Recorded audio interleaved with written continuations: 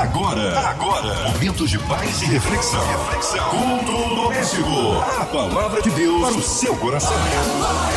Com Márcia Cartier. É o culto doméstico que começa agora para trazer para você alegria, paz, regozijo, a presença do Senhor, um alimento vivo. Hoje com a gente ele, pastor Abner Bertoldo, pastor de família do projeto Recomeçar em Xerém. Que alegria recebê-lo aqui em mais um culto doméstico, pastor. Boa noite, Marcinha. Tudo bem com você? Tudo bem com a família? É sempre uma honra ser lembrado para mim estar nesse culto doméstico, mas acima de tudo uma responsabilidade muito grande, né?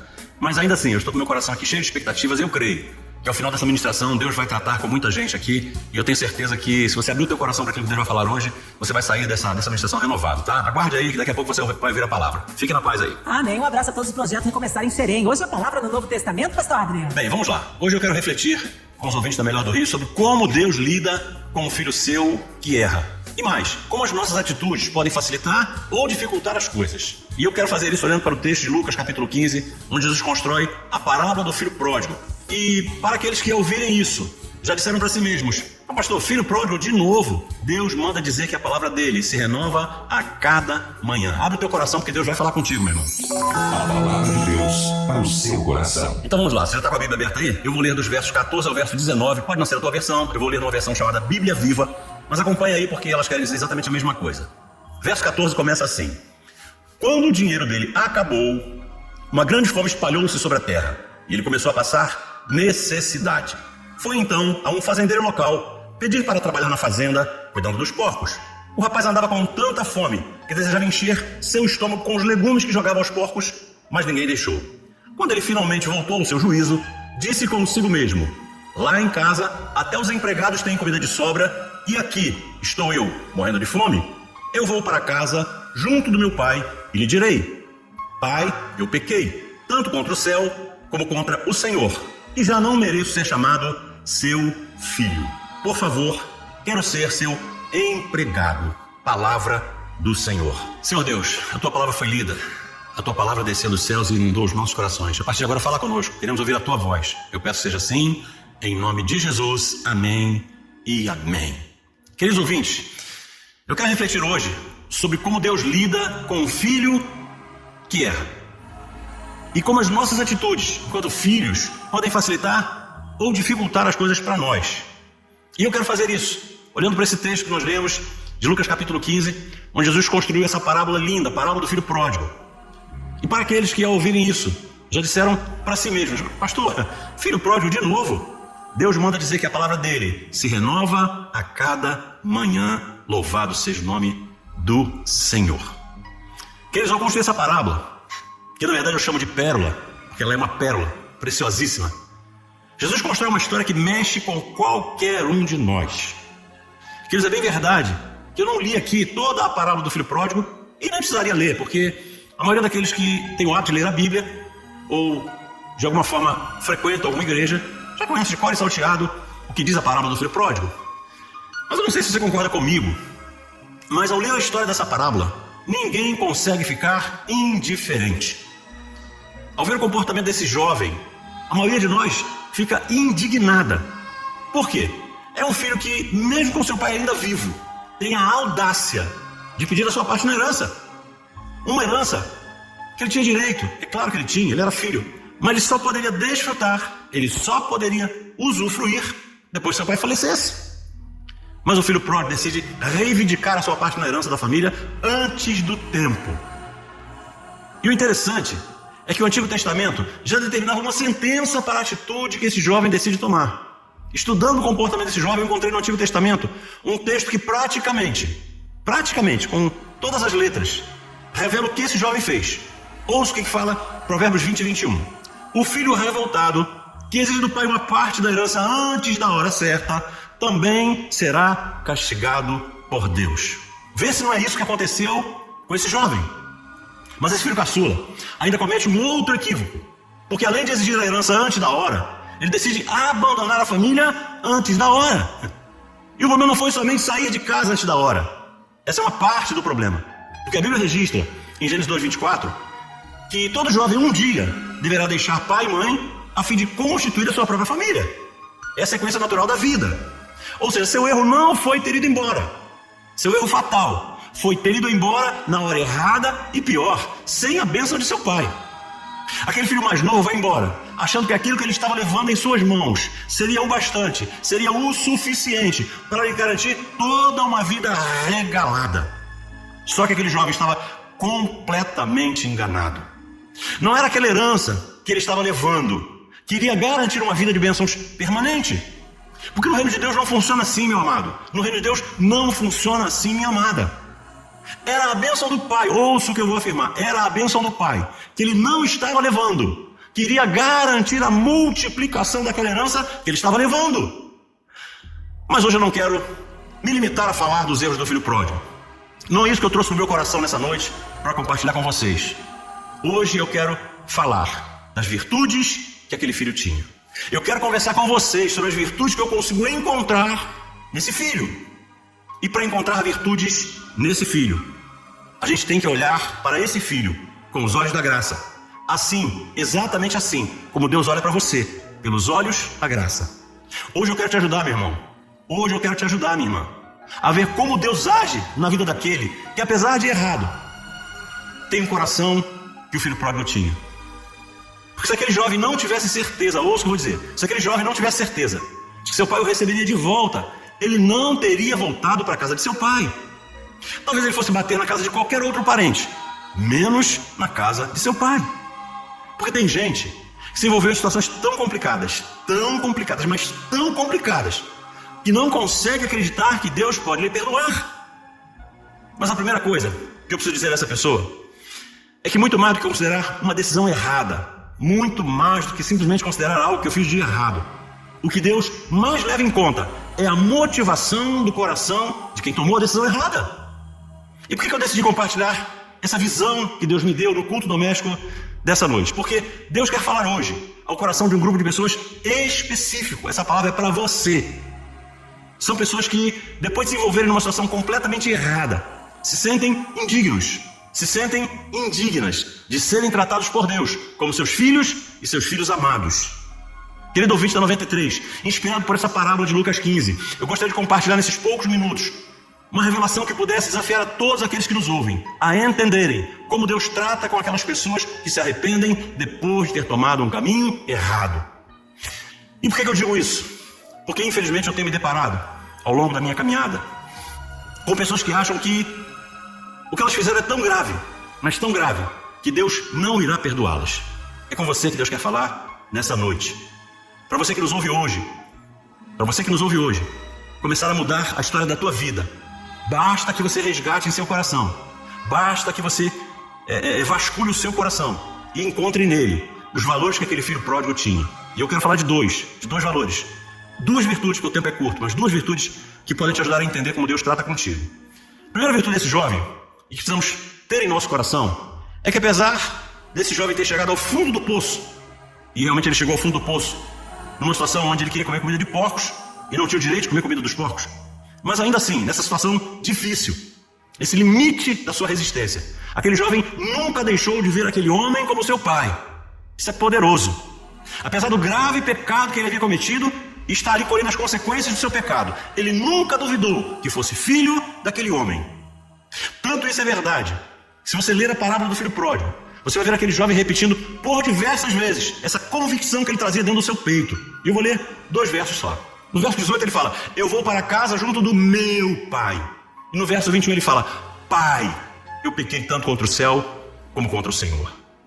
Mas Jesus sempre foi muito mais compreensivo com os imaturos na fé, com aqueles que reconhecem as suas fraquezas, do que com os religiosos que se acham perfeitos. Jesus sempre foi muito mais duro com os fariseus do que com os pecadores. Tanto isso é verdade, pense comigo nisso, tanto isso é verdade, que as palavras mais duras que Jesus pronunciou, naqueles seus momentos de indignação, essas palavras não foram dirigidas aos pecadores. As palavras mais duras que ele pronunciou foram dirigidas contra os religiosos da sua época. Jesus chamou esses religiosos de hipócritas, condutores de cegos, sepulcros caiados, serpentes, raças de víbora. Jesus não economizou adjetivos pejorativos ao se referir ao comportamento, e não às pessoas, mas ao comportamento daqueles religiosos. Ouça o que eu vou afirmar, guarde isso no teu coração. A humildade de alguém que se reconhece pecador ofende menos a Deus do que a arrogância de alguém que se acha perfeito. Ouça, meu irmão, Jesus nunca decidiu nada com base na paixão, isso é coisa dos homens. Mas Jesus nunca deixou de manifestar a sua imensa compaixão. Aleluia. E a segunda virtude que o filho pródigo tinha e que precisamos desenvolver em nós é que o filho pródigo não se achava perfeito. O filho pródigo reconhecia a sua condição de pecador. E isso não acontecia com o seu irmão. Olha o que o seu irmão mais velho disse. O irmão do filho pródigo, aquele que ficou em casa. Olha o que ele diz no verso 29. Olha, ele estava se dirigindo ao seu pai. E ele não diz, olha pai. Ele diz simplesmente, olha. Todos esses anos tenho trabalhado como um escravo ao teu serviço e nunca, olha o que esse rapaz diz, nunca desobedeci às tuas ordens. Queridos, ninguém pode acreditar nisso, acho que nem ele. Como é que você passa toda uma vida sem desobedecer uma única ordem do pai? Isso não é verdade, mas ele se via assim. Mas olha o que o filho pródigo diz no verso 18. Pai, eu pequei, tanto contra o céu como contra o Senhor, e já não mereço ser chamado seu filho. Queridos, nenhum dos dois filhos era perfeito. Ambos estavam absolutamente errados.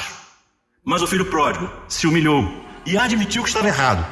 Ele assume que havia errado, ao invés de dar desculpas. Ele assume que havia errado, ao invés de tentar responsabilizar alguém pelos seus fracassos. Com a mesma facilidade com que esse jovem decide ir embora, ele reconhece seu erro e decide voltar para buscar reconciliação com o seu pai. Queridos, não é incomum encontrar pessoas que vivem tentando culpar os outros pelas coisas ruins que acontecem com elas. Elas nunca têm culpa. A culpa é sempre de alguém. Como eu vi certa vez na camiseta, uma camiseta dessa de humor que fala assim, a culpa é minha e eu coloco em quem eu quiser. Mas é bem verdade que como seres humanos, como humanos que somos, todos nós corremos o risco de tomar, em algum momento da nossa vida, alguma decisão errada e como consequência dessa decisão errada que a gente toma, nos darmos muito mal. Isso faz parte da natureza caída do homem. Por isso mesmo, ouça, por isso mesmo, a nossa virtude não pode estar em não errar. Não há virtude em não errar. A nossa maior virtude não pode estar em não errar, mas sim em reconhecer os nossos próprios erros, os nossos próprios pecados. Mesmo porque a nossa fé não pode estar baseada na nossa capacidade de não errar. Não vai dar certo. A nossa fé tem que estar depositada naquele que é o autor e o consumador da nossa fé, que é Jesus de Nazaré, louvado seja o nome do Senhor. Creiam, amados, creiam no que eu vou afirmar. Os nossos erros eventuais não nos tiram da posição de filhos. Os nossos erros eventuais não anulam a nossa condição de herdeiros. Ouça, meu irmão, se não dá para ser perfeito, que pelo menos sejamos humildes e tenhamos corações quebrantados, como esse jovem tinha. Posso ouvir um amém da igreja? Mas o filho pródigo tinha um coração quebrantado. E esse coração quebrantado que ele tinha permitiu que ele reconhecesse o seu erro, se arrependesse e buscasse reconciliação com seu pai. E aqui deixa eu fazer um parênteses, para te revelar uma outra verdade fundamental. Grave isso. O que mais nos afasta do pai não são os pecados confessados. Aqueles pecados dos quais eu me arrependo, confesso e deixo. Não. O que mais nos afasta do pai são aquelas virtudes presumidas, aquelas virtudes que eu acho que tenho, mas Deus sabe que eu não tenho. Queridos, basta ver a vida de Davi para entender essa afirmação. Um homem que errou, e que errou feio, mas que ainda assim é tido por Deus como um homem segundo o coração de Deus. E eu concluo aqui, meu tempo está se esgotando. Eu quero deixar um alerta para algumas pessoas que estão nos ouvindo nessa noite. Ouça você que está ouvindo o culto doméstico dessa noite. Depois de algum deslize sério, depois de algum desvio de conduta sério, depois de cometer algum pecado grave, ouça o que eu vou afirmar. O inimigo vai tentar te convencer de que você perdeu o direito à sua identidade de filho de Deus. Depois de cometermos pecados graves, o inimigo vai tentar convencer a cada um de nós que nós não temos mais o direito de ser chamados filhos de Deus. Isso aconteceu com esse rapaz e pode acontecer conosco. Veja só como estava o coração do filho pródigo, quando ele está ensaiando o que ele ia dizer ao seu pai quando ele encontrasse com seu pai. Verso 18, tem um ensaio, não é o diálogo verdadeiro, é o que ele está ensaiando antes de encontrar seu pai. Ele fala assim: pai, eu pequei tanto contra o céu como contra o Senhor, já não mereço ser chamado seu filho, por favor, quero ser seu empregado. Amados, nessa reflexão, nessa autorreflexão que esse jovem faz, Fica claro que o inimigo estava tentando roubar dele a sua identidade de filho, porque ele já aceitava ser tratado como escravo. Na cabeça do filho pródigo, o que se passava era o seguinte: olha, eu não sou mais digno de ser recebido novamente como filho, mas ainda assim, eu aceito ser recebido como escravo. Amados, ainda bem que seu pai nem deixa, nem permite que ele conclua aquilo que ele havia ensaiado, porque no diálogo real, que começa no verso 21, acompanhe comigo, no diálogo real, está no verso 21 e 22, e 23, 24, tem o seguinte diálogo. Vou começar no 22, fala assim: mas o pai disse aos escravos: depressa, tragam a roupa mais bonita e rica da casa para vestir nele, nesse meu filho amado, um anel de pedras preciosas e sapatos. Matem o melhor bezerro que temos, precisamos fazer uma festa para comemorar nossa alegria, porque esse meu filho, é contigo que Deus está falando, viu? É contigo. Porque esse meu filho estava morto e voltou à vida. Estava perdido e foi achado e foi achada. Seu pai interrompe aquele discurso de servo e o recoloca, e a recoloca na posição de onde você nunca havia saído na realidade. Isso porque, apesar daquele filho pródigo duvidar, seu pai nunca deixou de considerá-lo seu filho amado. Quando ele volta, seu pai não só reconhece a sua posição de filho, mas também o recoloca na condição de herdeiro, na condição de herdeira. Receba essa palavra, meu irmão, receba essa palavra, minha irmã. Quando você tiver um coração quebrantado e quebrantada, para se arrepender de tudo que foi feito, quando você decidir fazer o caminho de volta e nunca se esquecer que, apesar do que você fez, Deus nunca deixou de ter você como filho e como filha, as coisas começam a mudar na tua vida. Você começa a entrar em sintonia, em alinhamento, em comunhão com Deus. E certamente a tua história de vida vai ser mudada. A tua história de vida vai ser resgatada. E você volta a ter a comunhão que você não tinha. Você passa a ter uma ligação com Deus, uma aliança com Deus, que por algum momento foi quebrada, foi rompida, mas que nessa noite está sendo restaurada, está sendo restabelecida. Basta uma coisa: que você creia na palavra que você ouviu hoje. Que você creia na palavra que você ouviu hoje, e a tua história de vida começa a mudar. Receba essa palavra, meu irmão. Receba essa palavra, minha irmã, em nome de Jesus. Amém e amém. Amém, glórias a Deus. O Senhor é tremendo, Ele é fiel. Com certeza vidas foram alcançadas aí através dessa palavra, mas neste momento nós queremos orar com o pastor Abner Bertoldo, incluindo você, ouvinte amado, e toda a sua família. Você que está aí em casa, no seu carro, no seu trabalho, no hospital, numa clínica, com o coraçãozinho triste, enlutado, passando por alguma necessidade financeira, familiar, profissional. Vamos colocar aí a cidade do Rio de Janeiro, nosso Brasil, autoridades governamentais, nosso presidente, cada cidadão brasileiro. Oh Deus, o Senhor com certeza vai operar um milagre esta noite aí na vida daqueles que estão te ouvindo agora, estão ouvindo esta programação, colocando aí a vida do pastor Abner e toda a sua família, vida, família e ministério, a nossa equipe da 93 FM, nossa irmã Invelise de Oliveira, Marina de Oliveira, Andréa Mari família, Cristina Xixi família, nosso irmão Fabiano e toda a sua família. Vamos orar. Pastor Abner Bertoldo, oremos. Vamos orar então, vamos falar com o Pai. Senhor Deus, Pai querido, damos graças, louvamos e bendizemos. Estamos aqui, meu Deus, na condição de sacerdotes, como profeta da família, para ministrar uma palavra, para liberar uma palavra em direção aos céus, para que dos céus desçam bênçãos sem medida sobre a vida de todos aqueles que nos ouvem.